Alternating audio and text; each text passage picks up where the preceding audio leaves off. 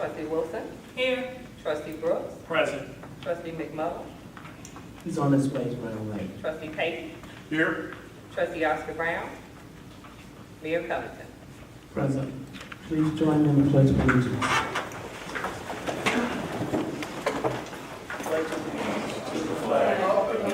States of America, and to the republic for which it stands, one nation, under God, indivisible, with liberty and justice for all.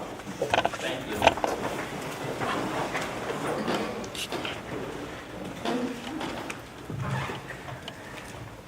Motion for approval of minutes. So moved. Second.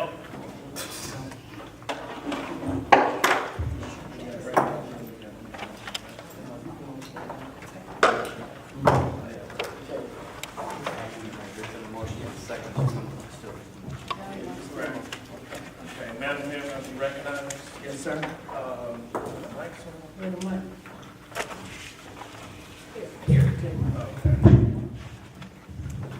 Madam Mayor, I would like to make a motion.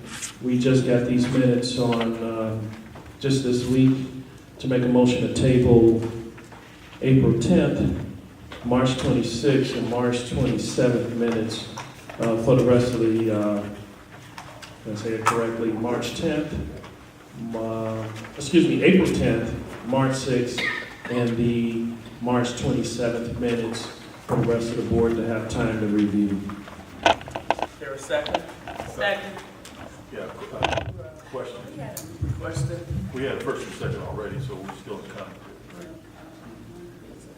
Right, so is this going to include because there were two for April 10th, there was a committee of the whole also for April the 10th.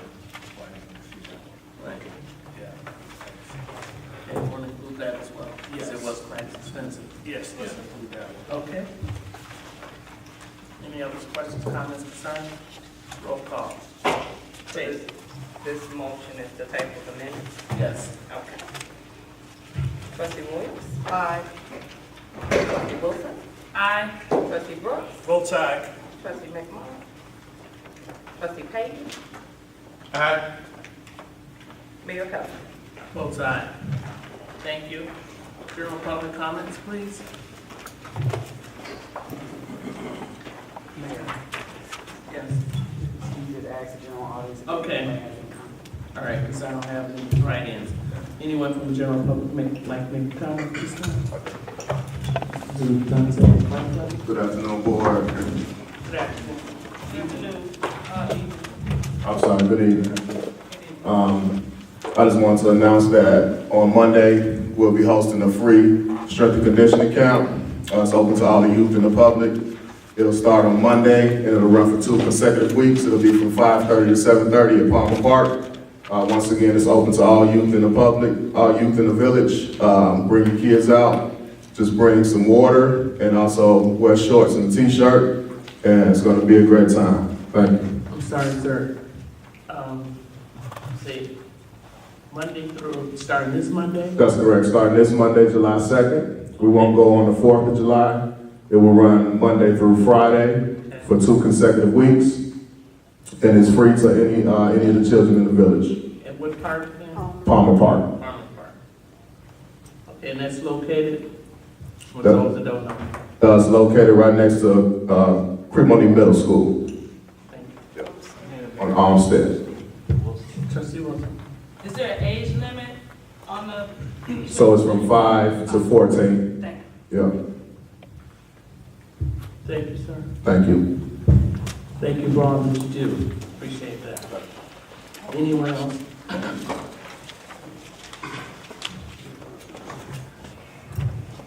Good evening, board. My name is Sandra Hurd. I'm Mooney Township Assessor, member of the Finance Committee, and also a resident of University Park for over 20 years.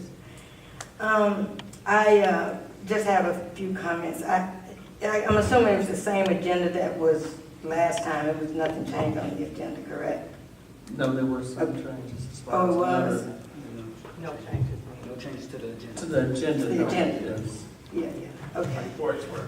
The last time I think I had requested a copy of the full board package from a couple of meetings ago. And what I was told was that the full board packages are on the website. I went on the website, I didn't see anything more recent than November 19, 2017. So that wouldn't include the one that I was requesting, so I guess I'll need to request that in another fashion. It was the one that had the rental leases and so forth, because I wanted to see that. Is there, I'm not sure, what happens normally is, I mean, really that's a staff question. Why it wasn't posted, because they're supposed to be given to the clerk is supposed to take them and give them to the IT person, and they're supposed to upload them. Why that's not done, you know? Madam Mayor, if I could be recognized, the only full board packets that are placed online are only committee of the whole board packets, because those are things that are going to be discussed in public. But if it's a regular board meeting or a special meeting, it would not necessarily be the entire packet to be placed out there. Isn't that after it was voted upon, it would be posted? Correct, because it becomes public information. So Right. at that point, it can be posted online. Right. So I just know that as being the procedure. And this, I mean, you always attend our meetings. Did you get the package when we had the meeting of the whole? I know you were here. No, not Well, which the one was full that? package. I mean, what we all get is just a short abbreviation. We don't get the full package. No, That's meeting what of I the whole, requested. you don't get anything? You don't get that whole package then? No, I was here. I didn't get Right. any, no full Right, you were package. attending. No. Well, you supposed, I apologize for that, you should have gotten that, because that's the point, that's the purpose of the meeting of the whole, so that you could get it and have questions and discussions back and forth with us at that time, and then we would, it would be clear. I don't Okay. understand why you didn't get that. Okay. But we'll make sure you get that. Okay, but none of them, because when did you start the meeting of the whole? Yes. When was that? Beginning of the year? Yeah, there are none up there right now. None of the meeting of the whole. Okay. Yes.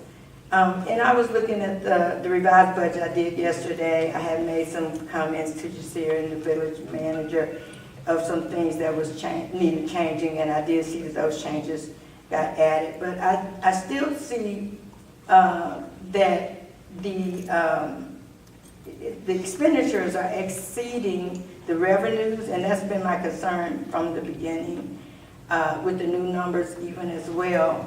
And it looks like for the last 3 years, we have continued to have to take loans, and we're looking to restructure our bonds so that we can keep up with it. But I don't see how keeping that type of activity is going to ever get us out of the hole or get us caught up, even if we're just doing currently each year exceeding what the revenues say. And I think on that note too, that the budget indicates that under the village manager is basically like the finance department that used to be separate. And there's only one position that is recognized. I don't know if it's another name, but I see something that says payable and receivable specialist. Is that the current person, or is it somebody that you're expecting to get new? Current person. Okay, all right, so I don't see anything else under there for what you're planning to do for the finance department yet.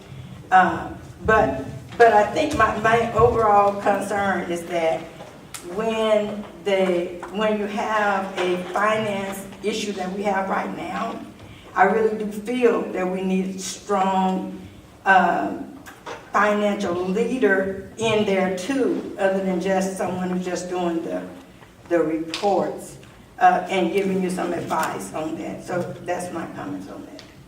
You wanted to say something on that? So as far as the finance department and where you'll find information under contractual costs, there's a tentative cost for bringing in a outside individual to come in to do the finance for the village. Okay. You sat on that committee that was held, so that plan has been quite open to everybody, so that's not a new idea that just came up. But you will find it under contractual costs because that would be a contract that the board would execute, so you wouldn't see individual employees in the budget. So that amount was transferred into contractual costs. Okay. But like you said, I was on the committee and I did hear that it maybe was the only need that you was seeing was someone just to do the reports and stuff. And I think because of the situation that we're in, you could definitely benefit from hearing from a strong finance person, since we don't have like a finance department anymore. Thank you for your advice. Anyone else? Okay, thank you for your concerns and input. Mayor,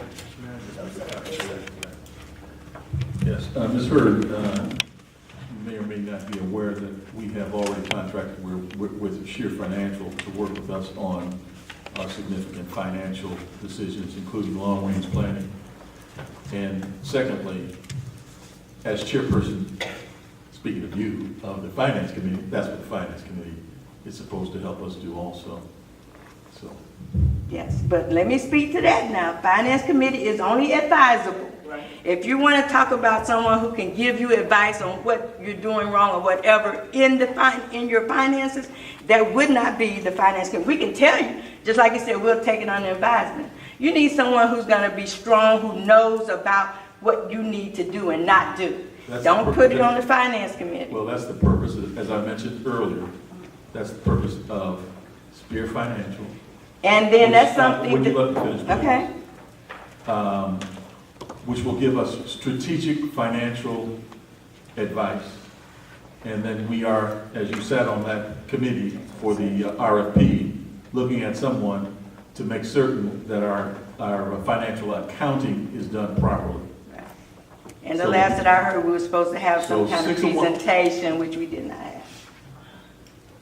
So 6 one, That was decided. half dozen of the other, whether we have that in-house, the decision was made that we needed to outsource it because the last 4 or 5 finance directors that we had in-house didn't provide us with that kind of expertise. So it's better, as other villages are doing now also, to farm that out with people who have that expertise. And for the record, in case the audience didn't understand it or the public, they are like they say, they're outsourcing a financial organization that you were on the panel, Ms. Hurd. But I didn't get a part in that. Pardon me? You weren't He here. just said they were already decided. That wasn't what, the last I didn't say meeting it that we wasn't had, it was not. No, I mean, there Spear was, Financial. I heard you. It wasn't in the last meeting that we had a decision done. Okay. Okay, remember back to it. But I know there was a group that was, to let the people know, we did look for some things, like he said, it was an RFP, and we chose a committee to choose some people, and there was a panel of people that did choose that, so that we could get some financial experts here. When Okay, was that done? okay, anyone When was else? that done? Okay, unfinished business, none. New business, first, second, and third reading of the ordinance adopting the prevailing rate of wages to be paid to the laborers, mechanics, works project in the village of University Park, Will, Cook County, Illinois. Is there a motion? So moved by trustee Brooks, second. Second by trustee Payton. Questions, concerns, comments? Hearing none. Roll call. Trustee Williams? Both sides. Trustee Wilson? Aye. Trustee Brooks? Both sides. Trustee Payton? Aye. Trustee Oscar Brown? Sorry, Mayor Covington? Aye.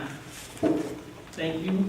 F2B, first, second, and third reading of the ordinance of the Village of University Park, Village, Cook County, Illinois, relating to concussion injuries in youth sports activities. Is there a motion? So moved. Moved by trustee Wilson, second. Second by trustee Brooks. Questions, concerns, comments? Comments. Yes, sir.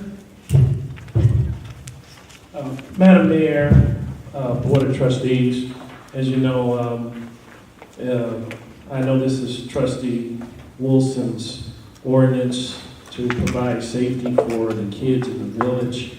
Madam Mayor, I will be very short by saying that I try my best to look for every state, local or municipality that would have an ordinance like this on the books. The best that I can get is that it's recommended or encouraged for organizations and programs to have a safety concussion protocol.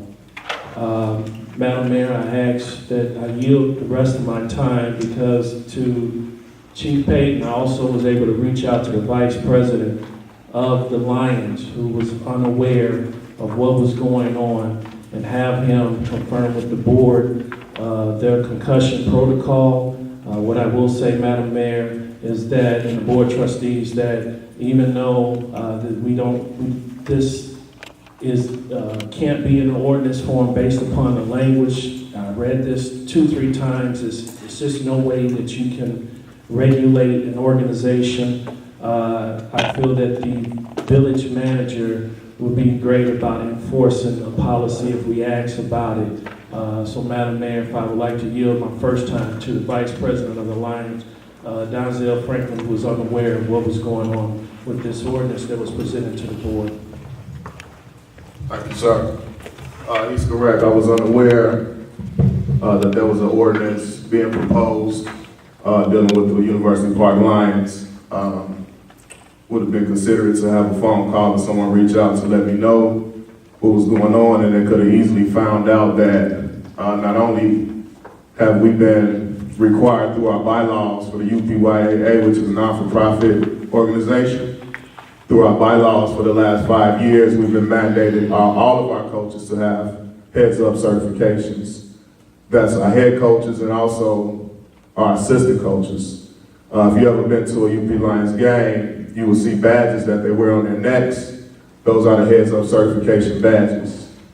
Also, through the Will Cook Kankakee Football Association, which is the league that we're in, the last 3 years we've been mandated through Will Cook Kankakee also for all coaches to have heads-up certifications and also background checks.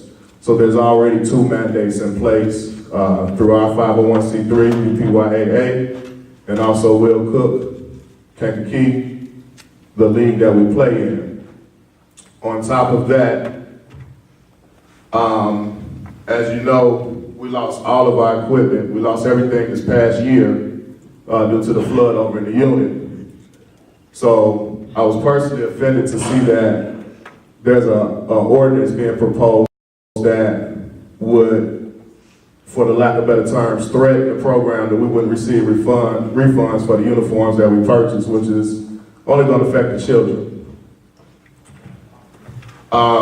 Furthermore, before I even knew about what was going on, we took it upon ourselves to go out and purchase brand new helmets for all of the youth at University Park that are very state-of-the-art and very concussion proof. When the parents take these helmets home, there's actually a pamphlet on here that gives them information about concussion awareness. And it teaches them the signs and different things to look for when their children come home from practice to make sure that they're not experiencing any signs of concussions. One thing about the University Park Lions program, we are the biggest program in the village that has, for the past 42 years, had an influence on at least 160 to 175 youth per year for 5 months. So that should be something that we're looking to support. Anything that my name is on or my wife's name is on, you can guarantee that it's going to be for the betterment of the children in the community. Our players are not allowed to drop their GPA below 2.5 because of our Lions to Leaders program that we started. So there are things in place to prove that we truly believe in safety first and school first. So an ordinance like this being proposed is a total waste of time for the board, because I'm sure that there's a lot of other things that could be proposed. So I just want to ensure to the public that everyone understands that we have been putting protocols in place to ensure that our youth are safe. And I don't want a mixed message to go out and think that The only reason that the University Park Lions are putting things in place to ensure that the youth are safe is so that they can get a refund on uniform purchases, because that's not true. We've been putting these things in place for the past 5 years. Every head coach on every level of the University Park Lions and Cheer program are alumni of the program, which means they have an invested interest in the youth, and we take that serious. So I just want to ensure that protocols are in place on the local level, and when I say local, I mean through our non-for-profit, but also being mandated through our league. For the past 5 years, all head coaches, all assistant coaches have had heads-up certifications. Thank you. Thank you.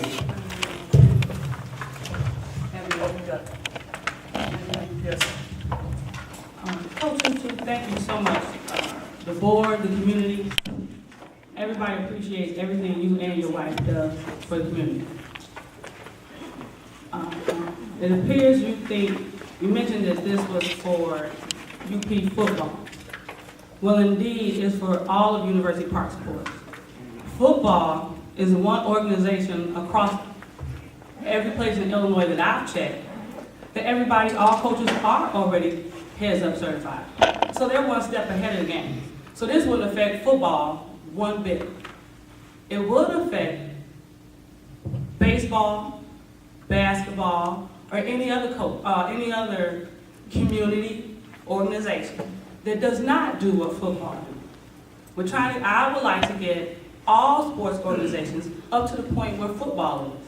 And I understand that asking for every coach to be certified and heads-up certified, that might be a lot. So we as a board talked about one coach for every 10 kids.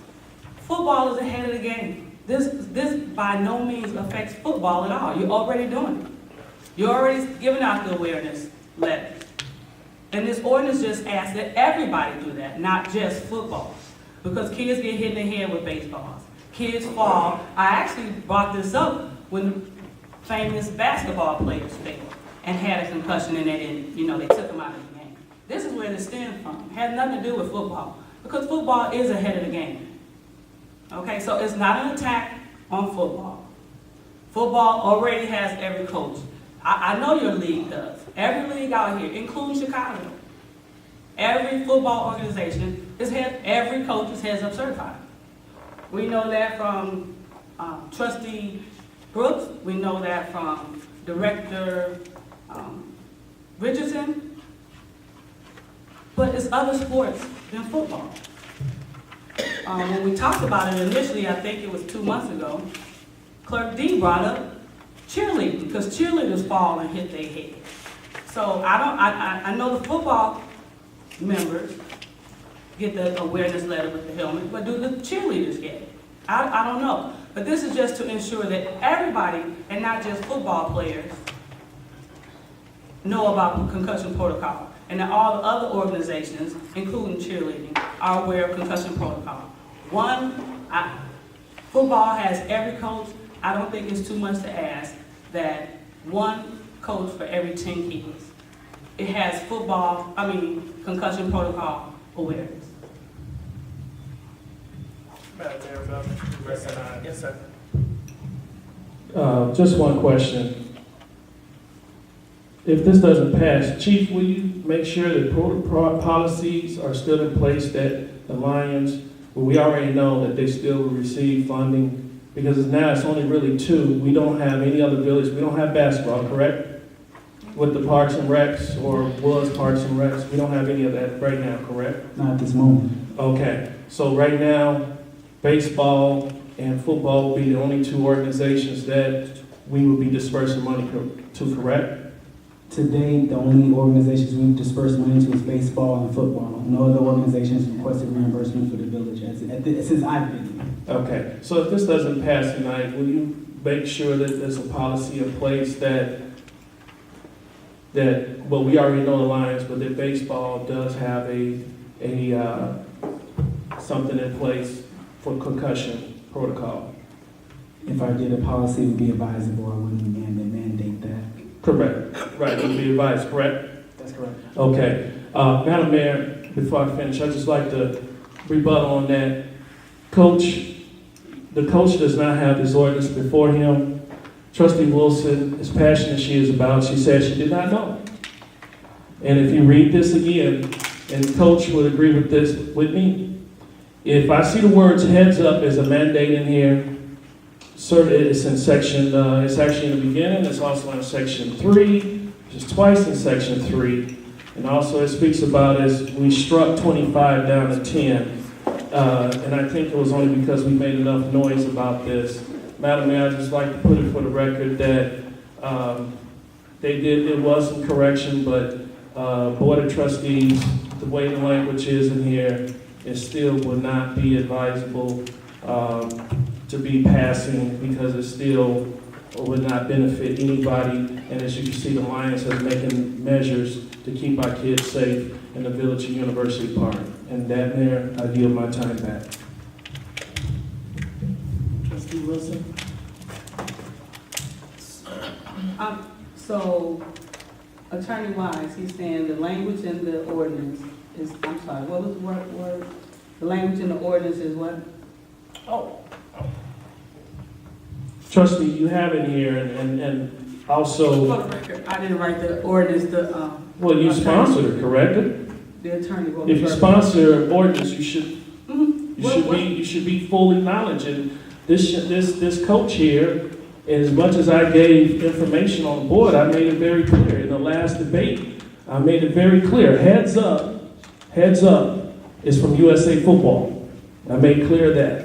Then the second one I made very clear is that the number of players. I see that a couple things are struck.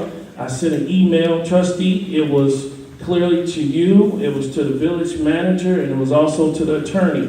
There was no way, and there's no language here. There's no other municipality that has the language. I know that we can try. I think I even made it very clear that when I worked for the city of Harvey, that when it came to a truancy ordinance that I tried to put before, it's very difficult to write a supersede a state law. And sometimes that's why officers, you have a deputy chief of police, you have a director of public safety here that will let you know that ordinances have to be written correct in order for any law or policy to be enforced by a village. And here, you clearly have it, heads up certified twice in section 3.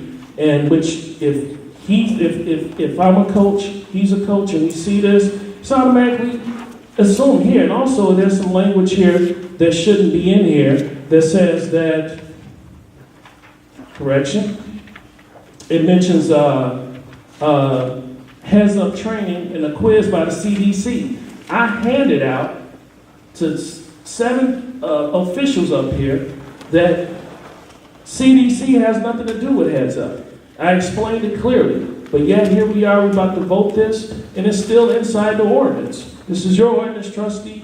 I'm just giving it from a perspective. A coach has given it from a perspective. The village manager will say what he would do. And Madam Mayor, I yield my time back to the board. Trustee Wilson? Attorney Wise, is there a state law that this will supersede this ordinance for the Village of University Park? No. This ordinance, it does 2 things. One, it encourages all youth sports leagues and sports teams to be certified in concussion protocols. The second thing this ordinance does directly relates to the reimbursement of money to youth sports teams who apply to the village for funds. In the past, I believe, youth sports teams have applied and have received up to $6,000 in past years. So what this ordinance would do is if a youth sports team would come to the village seeking those funds, they would have to be certified in order to be able to receive said funds. It was tied into the reimbursement funding for teams within the village. At the one meeting, there was clarification as to sports leagues and sports teams, and they indicated, there's no specific league within the village, it would be a specific team, so we made that modification as well as to the number of coaches per player who would have to be certified. But it's tied to the reimbursement of money.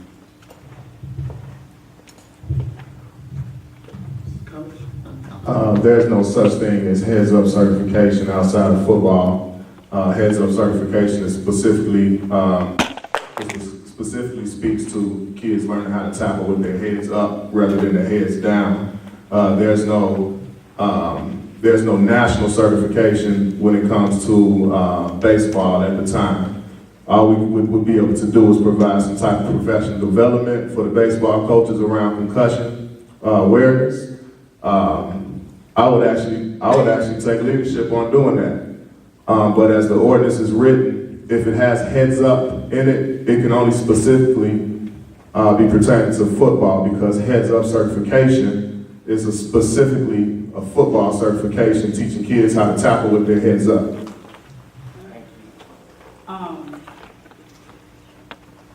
CDC has a fact sheet for youth sports parents, heads up concussion. And all this documentation from CDC was added with the original request for this. So this is just the CDC's awareness program for all the sports. Football, again, is ahead of the game. CDC is calling theirs heads up concussion. Now, if football, the National Football Organization, has a heads up protocol, I'm not sure what their protocol is called, but CDC has a general awareness for heads up concussion for youth sports. And this is, so again, football, the National Football and all the football organizations already have the football protocol, the football heads up concussion. This is not that.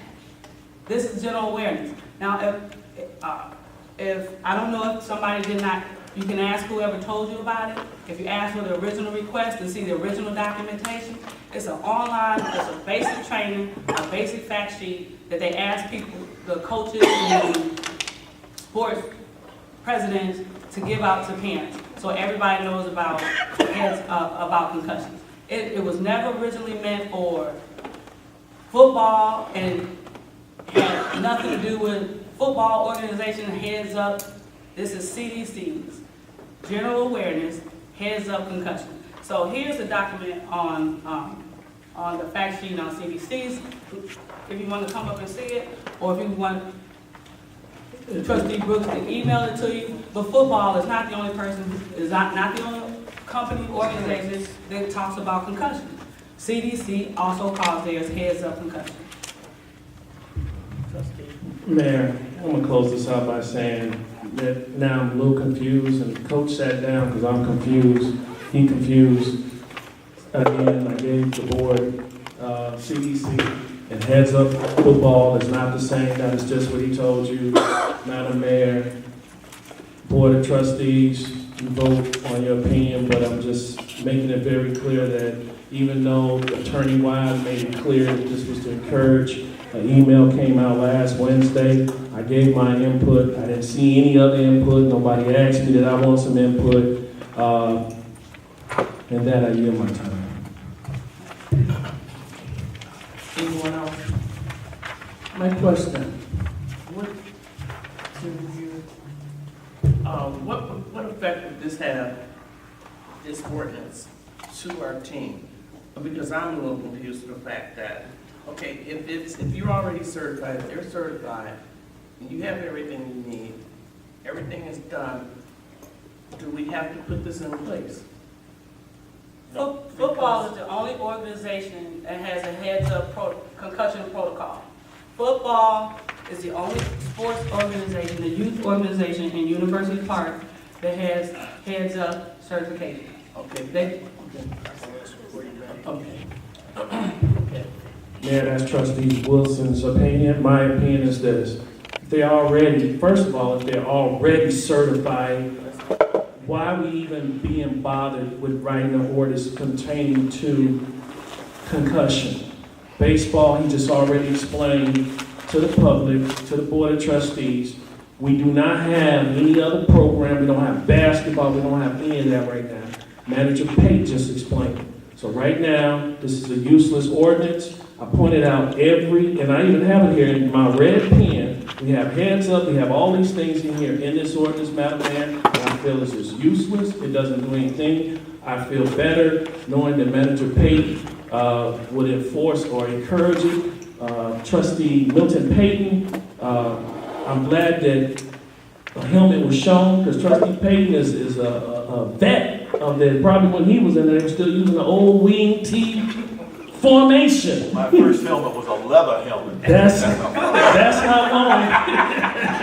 That's how long. And my concussions, Madam Mayor, came from hockey, but I was 19, I was a grown man and couldn't explain the headaches, but now I know. So, in my opinion, it's useless, and I give my time back. The question I have is when Mr. Gary Richardson, Director Gary Richardson said, it's kind of opposite to me because my grandson played with Lions and everyone else, and I support them 100% forever. But I want to know, when he said that would, if this was put in place, it would prohibit or makes restrictions on our football team? Attorney Wise, no. No, the ordinance was modified, because before it said youth sports leagues. Right. We modified it to a team within the village team located within the village University Park. Okay, so it only applies to teams within the village who apply for the reimbursement of the money. I think everyone's in agreement that everybody wants to encourage any sports activity to be safe. Correct, and learn it in concussion protocols. What this doing is, I believe, I don't want to speak for Trustee Wilson, she wants to take it a step further, and she's stating for the village to pay money to one of these teams, it would be in the best interest of the village to make sure that these people have concussion protocols in place before we hand over. It would not, I think, Director of Public Works Richardson was discussing seeing some creep or another, other leagues. And he said that they were all certified. They have to be to even play. But however, is this putting any type of financial burden or responsibility on the village of University Park if someone is injured and they come here? Will we be responsible for any injuries? That's my question. No. Okay, then, knowing how they are certified, maybe we do need the policy, and they are, so they're eligible for their grant, their money. Right now, there's nothing to stop the Lions from getting reimbursement right now. That's correct. And then it is on the education, as Mr. Franklin said, he's sending things home, they're educating the parents, they're educating the students, they're educating their coaches, they're updated. So it seems to me that we just need to do, as Trustee Brooks said, to maybe do something for baseball. Maybe we should look at that and do a policy for them, seeing how they're already prepared. There's nothing to even stop them at this point, or putting regulations on them, saying that they're overly qualified, it seems like. Did you have any question or not? Yeah, Mayor, I did ask that question, and it was advised, the legal advisors, that once again, it is encouraged. It has not been written in no state rules. It's the same way as the high school football is not a law. This is making it a law ordinance. Right, and we really don't need to do that. We're just making it as a policy protocol. I think village manager Pate will do a very good job. I don't think he will have any problems with the Lions, and I think, and especially with Coach Tutu taking care of the baseball, or he even lead the charge on it. I think it just, I just think it's a bad idea to make this a law. Mayor, might be recognized. Yes. The football organization has made it a law in football. College organizations, you keep saying law. Football has to do, it's mandatory for football coaches to be heads up certified. That's, we know is a fact. Is that right? It's mandatory. Mandatory, a law, whatever you want to call it. Colleges, sports is mandatory. High school is mandatory. The only place that does not have mandatory policies or mandatory documentation is local government. And I don't care if other local governments don't have it, where they have to do it, where it's mandatory. I'm really concerned that if it's mandatory for football, why we wouldn't want it mandatory for baseball, basketball, track, or any other sport where somebody could get hurt. No disrespect to village manager Pate, but we have to get we have to start documenting things and not counting on people to remember. The colleges aren't saying we're gonna make sure the president is aware. It's mandatory. The city of Chicago is not, sports groups are not saying we're gonna make sure that the president of football says mandatory or make sure it happens. It's written, it's mandatory. And it seems like we keep saying it's an attack on football. Football is taken care of. I'm looking out, we don't have basketball right now because Parks and Recs is in the situation it is, but the plan is to have sports again. The plan is to have track. The plan is to increase our youth participation. And I don't think it's fair that football is the only organization that is mandatory. And I'm not asking for it to be mandatory for all coaches, one coach for not for all coaches, one coach out of every 10 kids. For every 10 kids. May I be recognized, please? Yes, sir. The issue we run into here is the organizations that mandate professional sports, more specifically football, to have these rules are non-for-profit organizations. This is unprecedented where you have a municipal government mandating teams to have proper certification. There's an article that clearly says, as the trustee Brooks has provided, that CDC and Heads Up are not the same thing, okay? I really believe we're climbing a slippery slope here when we're trying to make a law and mandating teams to do something as a municipal government organization. Secondly, as the Coach Tutu said, and as Trustee Brooks said, football is already mandated to be Heads Up certified. Baseball, basketball, cheerleading, or wrestling, or any other sport currently do not have any regulations nor any area to possibly do this training. So my first question would be, who is going to pay for this training since we're mandating these teams to do it?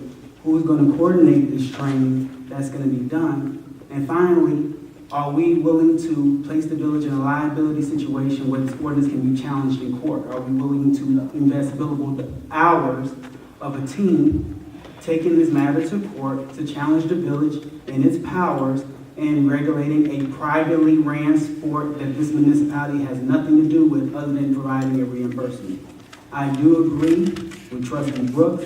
If the board so desires, I have no problem doing a policy by the time the next board meeting comes in regards to strongly encouraging teams to do this, but to mandate it without a funding source, without even a place for this training to take place for these teams, I think we really run into a significant issue here. Okay, so can I answer that question? So, okay, after this. The training is online. It's online. Once you finish the training, you pass the small quiz. You get a piece of paper that says you're certified. It's an awareness training. Is that an ordinance?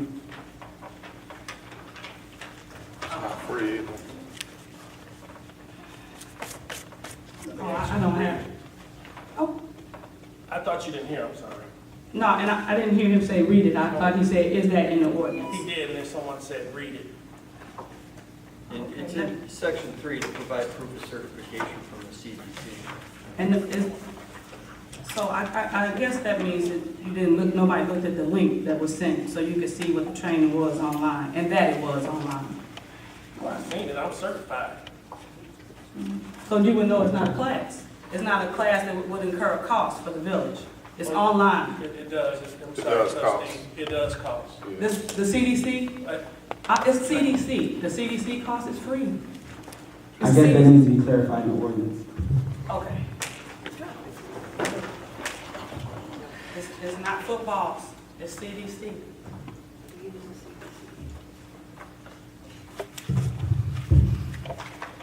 Thank you, Trustee. Okay.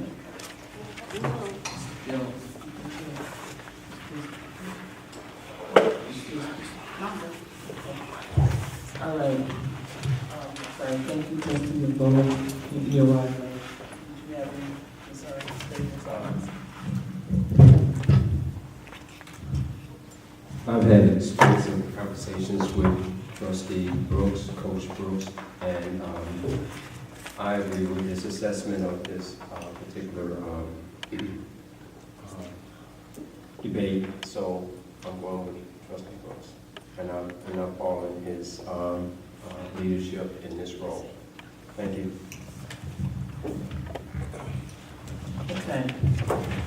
So I don't know where I read everyone's input and link, and I'm trying to understand. He said that it's training, and the training is a cost. That's what he's saying, that you have to pay for it. And I'm listening to what the village manager is saying, that it's a liability for the village to make a law that no one else has done, or for us to be challenged. God knows we don't need any more challenges in this village, or lawsuits. So with that said, any more comments, concerns? And I just really think that we should probably maybe take this and make a policy, since the football is in its place, and make a policy on the other sports versus a law. So I think that's good advice, because I don't want another lawsuit in this building. Okay, with that said, roll call. Madam Mayor, we need a motion on the table. I'm sorry, there's a motion. There's a motion is and a already There's a seconded. motion and a second. It was. We did, it was. Yes. Wilson and then Trustee Wilson, second. Right, so it's a motion on the table. Yes. So I said roll call. Trustee Williams?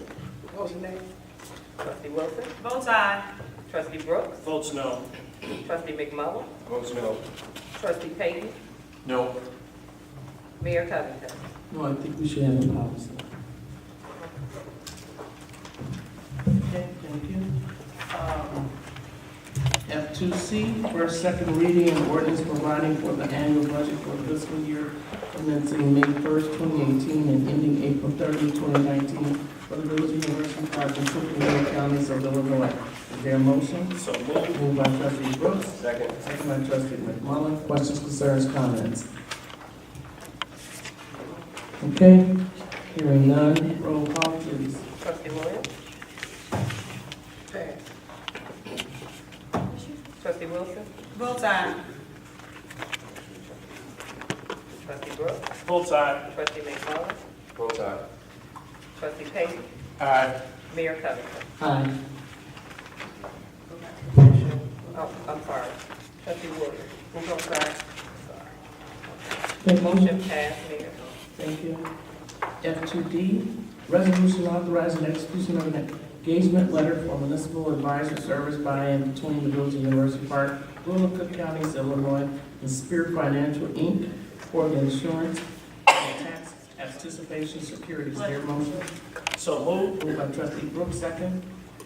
Second. Second by Trustee Hilton Payton. Concerns? Comments? I just have one comment. That's not the one we had the RFP on. Yeah, okay. Okay. But that's what I you said. Who's the It's second? not. Am I? Yes, sir. I'm sorry. Again, Trustee Wilson. First, obviously there has been some confusion. Spirit Financial is the financial advisor, not the RFP we have for some company to come in and do finance operations. These are two separate matters, and Treasurer Dilworth, when he was here, actually brought that up. It's two separate matters.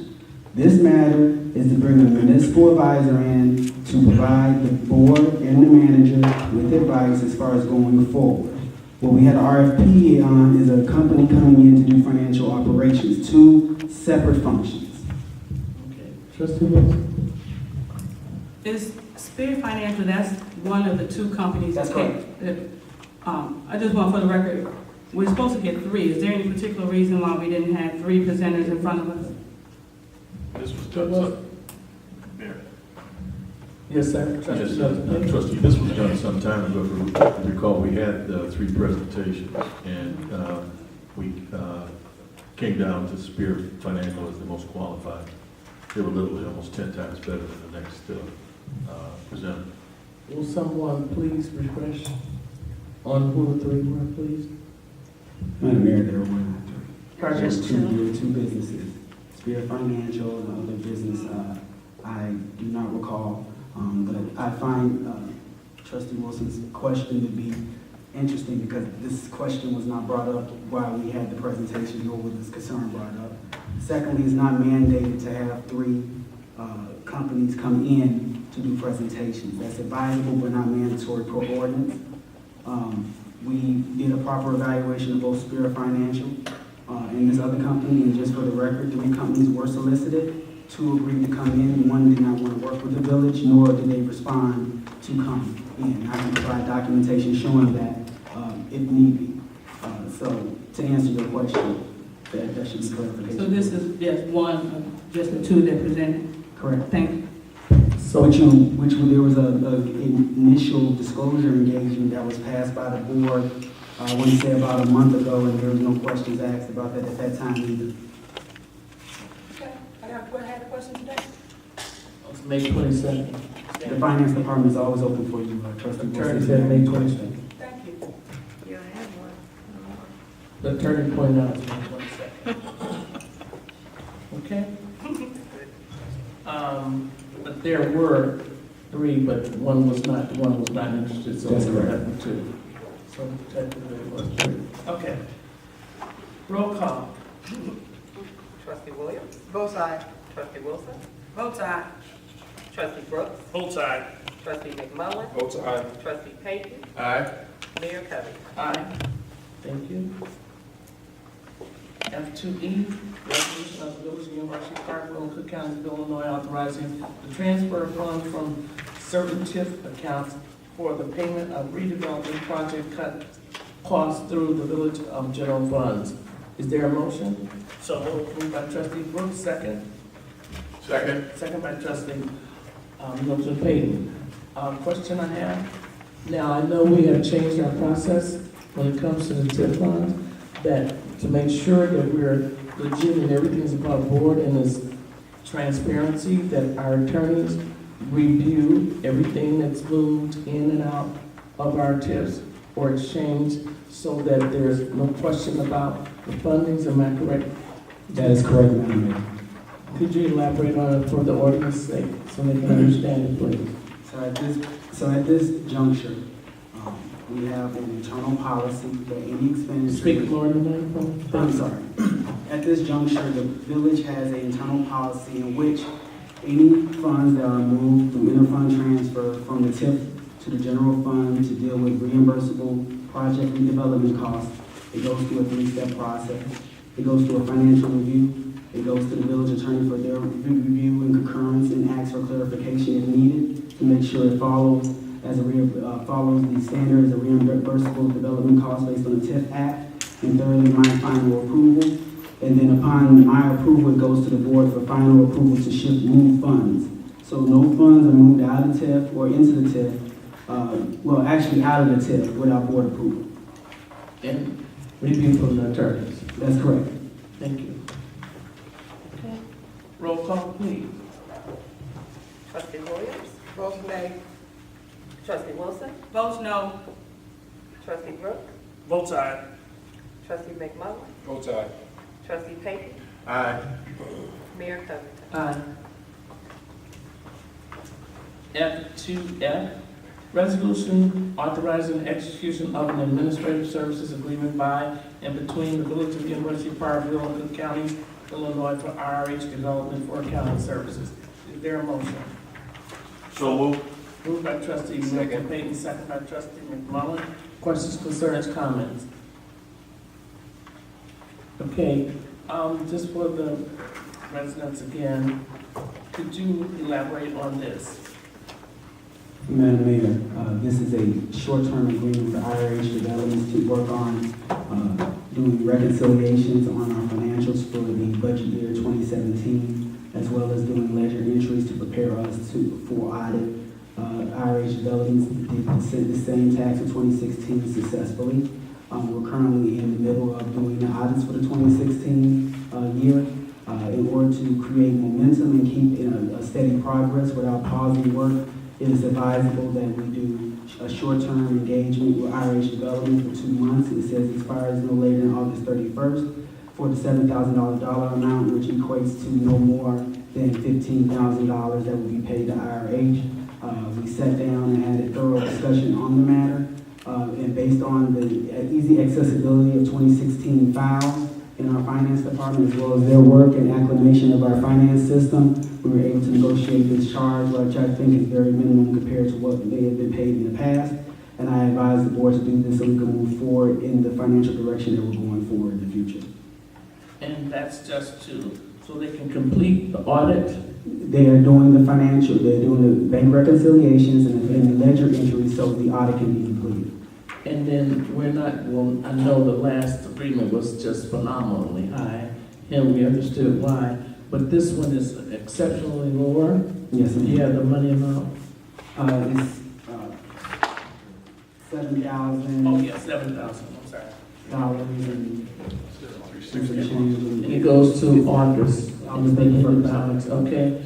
Also, I know we're in dire need to get our audits together so we can move on in the village as far as development and that, because a lot of people are looking there for that. As far as deliverables, I did ask you about that.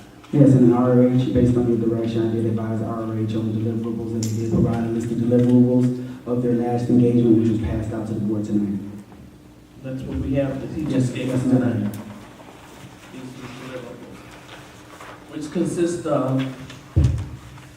And Mayor, I want to thank you for bringing this to my attention in advance so we were able to properly request this documentation. Okay. And RH could elaborate a little bit on what they have done as far as deliverables for the audience.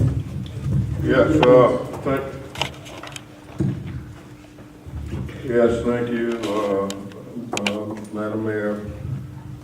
So our deliverables, and I will allow our senior accountant to address some of this, but when we were brought in 2017, our goal was to clean up your fund balance system and straighten out the finance records so that the village would be able to pass their audits and to reestablish a financial accountability, solid financial accountability. So we went back to 2010, even though we were asked to do 5 years, we found ourselves having to go back to 2010 to clean up all of the financial records up to 2014. And when it then came to the 2015 audit that was done by Lauterbach and Amon, we have examined at their audit, and we've worked between Lauterbach and Whipley to try to understand exactly what they did, lacking a reconciliation that year in order to come up with the numbers. We're about 90% through that process.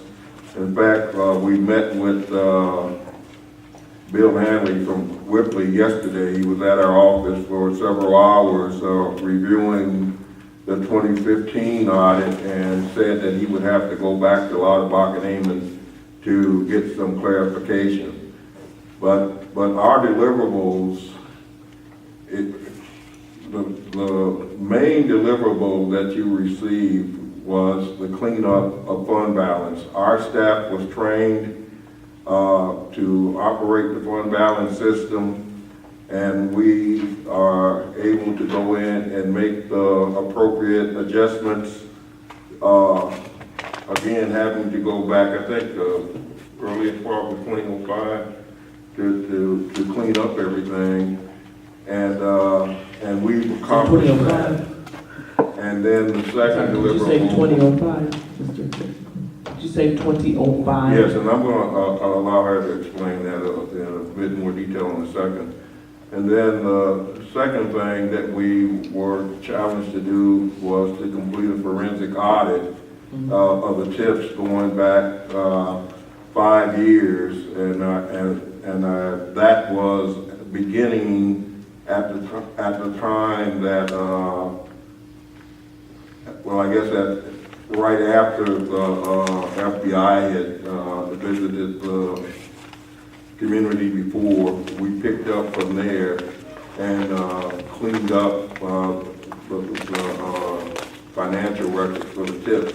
But keep in mind, in order to understand exactly how much money you have in your TIFs, we had to go back to the Will County, and our auditors went through and looked at every payment made to the village over the years, and then we looked at the disbursements.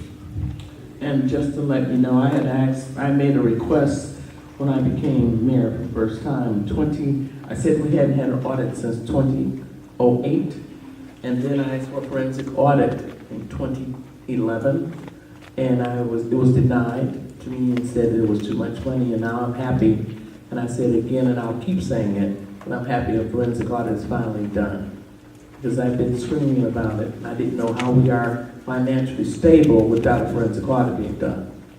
So I'm glad you did that. Okay? So, when I came aboard, some of the work had already begun, and in particular with the TIFs, they went all the way back as far as they could, as far back as 2005, so that they could identify all receipts and disbursements from the TIF. But the actual forensic audit went from 2012 to 2016. In addition to that, we were cleaning up the records for the fiscal year ending 4/30/2016. And in doing so, we started doing bank reconciliations and identified that there were reconciling items that went back pretty far, maybe to 2009. But we had a clean audit, the village had a clean audit at 4/30/2010. So since it was a clean audit with no qualification, we use that as our beginning point. And then we move forward for all the TIFs and identified every single receipt and disbursement and determined if it was properly approved and if it was expended, in accordance with the TIF guidelines. And in addition to that, we had an accounting staff that was concurrently working on the fund balance accounting system to update it and make it actually represent transactions that occurred per the bank statements and other third-party documents. And that's how we work through the whole process. We look for third-party verifications, and we started with the clean audit and moved forward. And so then, because it was two separate groups, the forensic auditor and then the internal auditor, I asked that the two reconcile their work as an independent verification that the information they were pulling was correct. And we were able to reconcile between the forensic audit and the internal accounting that was being done. So we feel confident that the 4/30/16 fund balance numbers are correct. Thank you very much. Anyone have any questions? Mr. Rogers, Yes, sir. in case you don't run into any hiccups, it won't go past August 31st, will it? I always kind of No, because they've cleaned up everything up to 2015, So then, the only thing that we have to do with 2016 is basically make the entries. And I'm not saying that we'll never run into any problems, you know, because, you know, I can't account for, you know, what was done until we see it. But we have a very capable person working on that will do the work. And I asked her how much time it would take her to do it. Told her to give herself an extra week or 10 days or so in case of issues. But I see no problem with it. She has a long career doing reconciliations in the banking field. So this is child play for. We'll get it done. Oh, thank you. One more question, and then Trustee Wilson. I remember you had said that it was a difficult time for you getting all the materials that you needed to complete it. At one point you got it, and then the other point you did not. So I know there was a, interruption, and that was kind of difficult. Right, and so during this process, we requested documentation, and we were having trouble getting it. Yeah. So what we did was have a discussion with the village manager, and he agreed to let us take the records and actually sort the records, file them, and then identify what was missing. And then we made requests to the village, and they worked hard to provide the documentation that was needed. And because there were interruptions and the transitions between the different finance managers and whatever happened in the finance department, some of the records were not readily available. Right. In those cases, we went to third-party places like the taxing authorities, we called them directly, or we went straight to vendors, and we got information that we needed so we could move ahead and keep the project moving.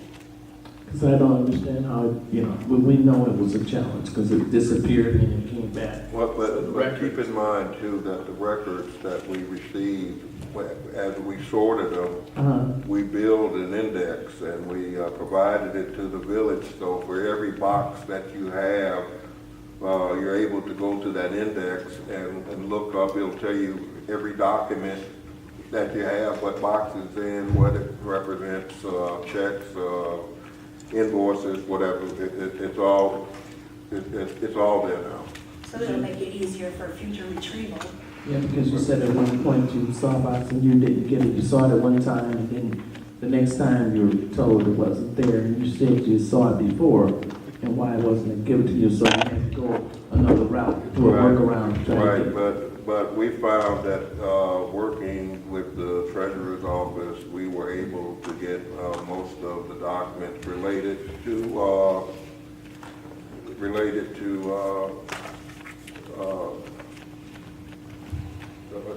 tax dollars provided to the village, and we also worked with Mrs. Head, your assessor, when we first started to tie down all the PIN numbers. She was very gracious and. I've spoken to you on the phone, Ms. Head. Yes. She was very gracious and helped us identify all the pins in the tip, and so we knew that what we were working with was solid information. Trustees? So how close are we to selecting the financial group that will be working with the village?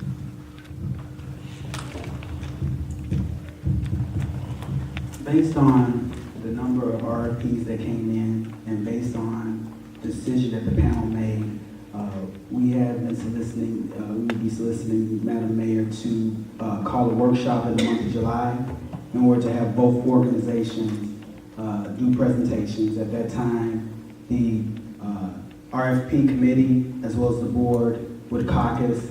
We would develop a plan, make a decision at that point, and award the RFP. So the issue is, we just had this done a couple weeks ago. The board has one board meeting in July. We have to attempt to get a consensus where we can get everybody together. Everybody has conflicting schedules.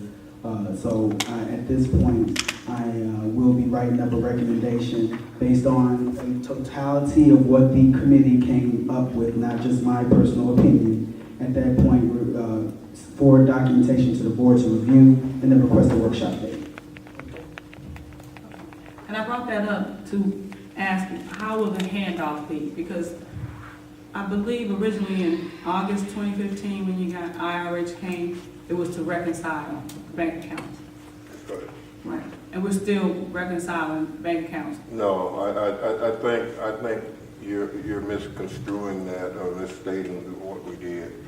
When we first came in, we were told that you had about, I don't know, 30, 40, whatever the number was, bank accounts. And we were asked to conduct a reconciliation. When we did that reconciliation, we found that you had approximately 80 bank accounts or whatever that number was. And that's what we were paid to do and balance those bank accounts. But the reconciliations that we're talking about with respect to your finance department has to do with your expenditures, how you spend your money, if the money was spent appropriately with board approval, if it wasn't spent with board approval. We found, I think Sheila can explain this a bit better, but we found as we went through the inputs that had been made into your fund balance system, much of it was, there was a lot of erroneous or information that was in the system that couldn't be supported. And so as we went through doing the reconciliations, we took all of the documentation that we had to verify the actual cost. And so you'll find that when our staff went through your fund balance system, they had to do many adjusting entries to correct what was there. That you maybe. So when they went in first just to do bank reconciliations, I'm sorry. Everybody's hot and tired. I just want, I was asking about, I'm sorry, I'm sorry. But push was, we still reconciling. Because I kind of thought that was already wrapped up in the audit. What's the handoff going to be to the new finance? Let me tell you, you never stop reconciling exactly. in finance. Right. Exactly, so that's my question. Right, you'll never stop. Keep and the handoff has been made with respect to us finishing our work. Well, right now, we're working with Whipley, who you've hired to do your 2016 audit. So we work with their staff, and Bill Hanley comes to my office and sits down with my accounting staff, and they go over, basically they've been working on the 2015 audit to make sure that when they start to do the work, the audit for 2016, that you don't have a problem. They're trying to make sure that you can get, if at all possible, a clean audit for 16. So that's, but hearing the word reconciliation, you'll hear it from now on. Okay, all right. I know Trustee Payton has to leave at 8:30, and we're trying to wrap it up so we can keep the votes here. Okay, any other questions? I'm sorry. If none, roll call, please. Trustee Williams? Abstain. Trustee Wilson? Votes no. Trustee Brooks? Votes aye. Trustee McMullen? Votes aye. Trustee Payton? Aye. Mayor Covington? Aye. Okay, F2P, resolution of the Village University of Parkville, Cook County, Illinois, authorizing the transfer of the funds from certain TIP fund accounts. Madam, I'm going to ask for a table on that, please. Okay. All right. Let's skip 2G. I'm sorry. Oh, 2G. Oh, that's what I was saying. I'm sorry. This is the one you want to take? No. Okay. All right. F2G. Sorry about that. We just did F. Stayed on so long. A resolution authorizing, I'm sorry, what? Resolution providing new terms and conditions for $1,800,000 interfund loan from the Special Tax Operations Funds of the TIF District 5 to the General Corporate Funds secured by 2017 tax levy of the Village of University Park, Cook and Will Counties, Illinois. Is there a motion? So moved by trustee Brooks, second. Second. Trustee, trustee Payton. Concerns, questions, comments? Hearing none, roll call. Trustee Williams? Is this the one you said table? No, with the next one. What's the next one? Okay. Trustee Wilson? No. Trustee Brooks? Both sides. Trustee McMullen? Both sides. Trustee Payton? Aye. Mayor Covington? Aye. Okay. F2H, is this the one we'd like to table at this time?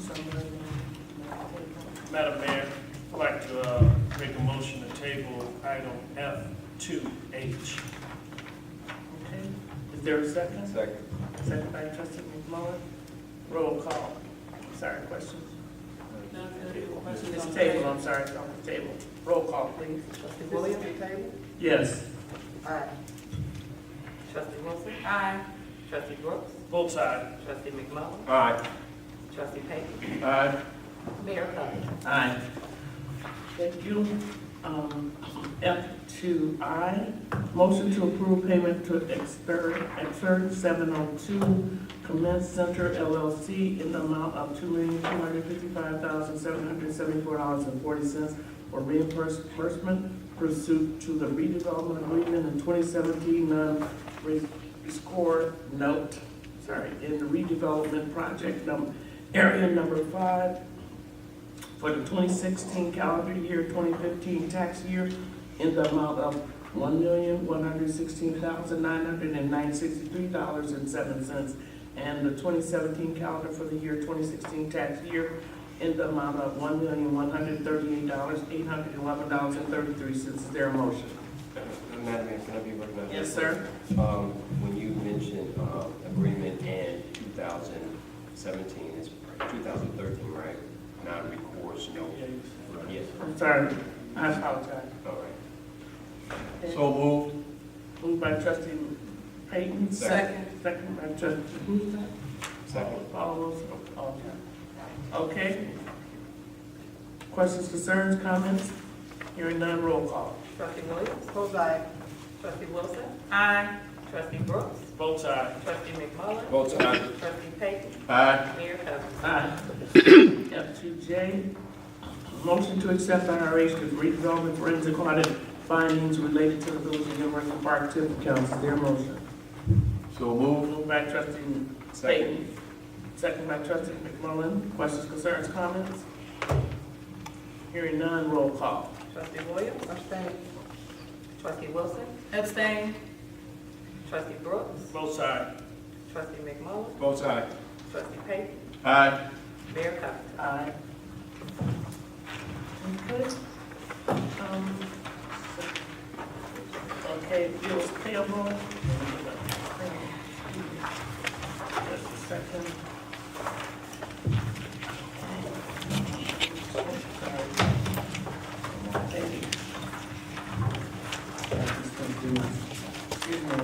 Bills payable, paid and payable.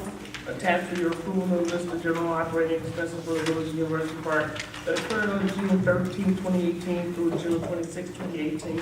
General funds $204,569.78.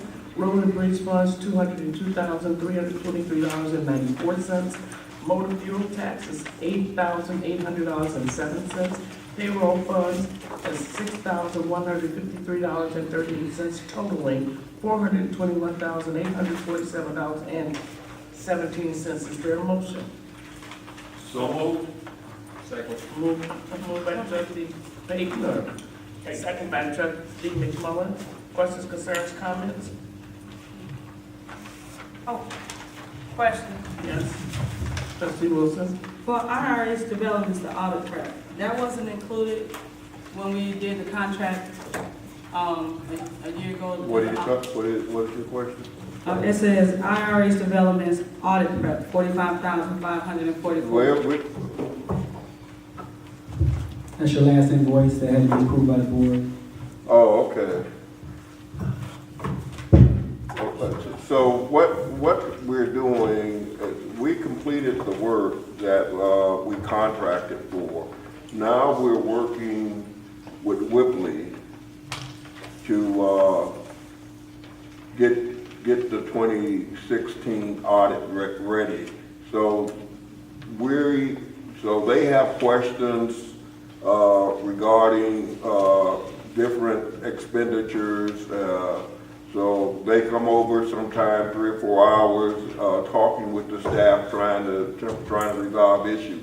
So we're helping them to prepare for the 2016 audit.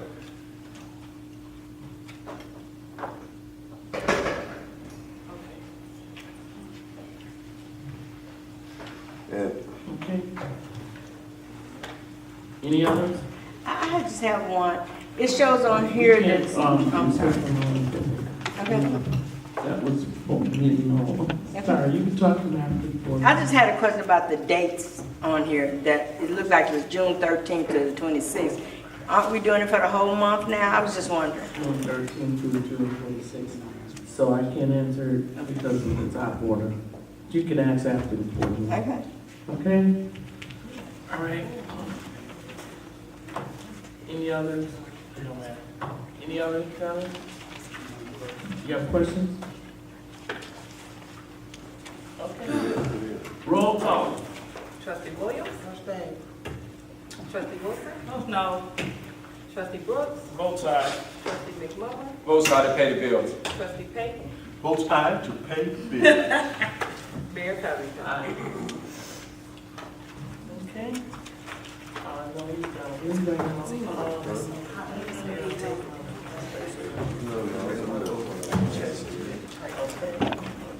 Reports from anyone? The officers? Happy 4th of July. Okay. Be safe. All right, I guess that's a collective, subject.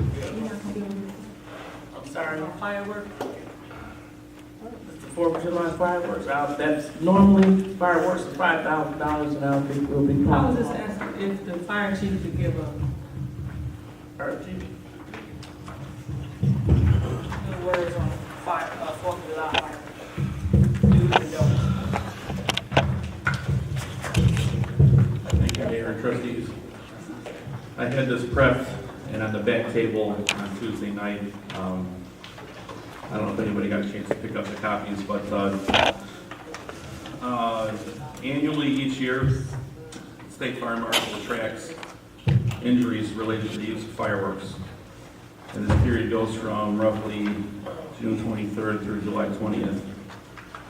There were 204 cases of injury last year in Illinois. And from some basic things that people consider safe fireworks. Leading causes of injuries from devices were small mortars, sparklers, and Roman candles. So as a reminder to everyone, Village Ordinance, Part 6, Chapter 630, Section 02, reminds everyone that parents and legal guardians are responsible for all minors to ensure that they don't commit any ordinance violations, up to and including the use of fireworks. Section 83501, displays on private property. The fire department will only authorize shows on public property that are under the supervision and operation of those certified by the Pyrotechnic Operator Licensing Act of Illinois and in accordance with the Illinois Fireworks Use Act. There are, however, certain fireworks that are approved for use in Illinois. Small fireworks such as cones and single tube fountains, things commonly known as comets, shells, and fancy florals, and parachutes. Along with all of the devices, when you read the tags on these things, when you buy them, devices that contain no more than 40 grams of any chemical composition, and devices that contain no more than 20 grams of any lifting charge. Prohibited fireworks in the state of Illinois. Handheld fireworks, including bottle rockets, Roman candles, things known as chasers or buzz bombs, helicopters, missiles, and any type of pinwheels.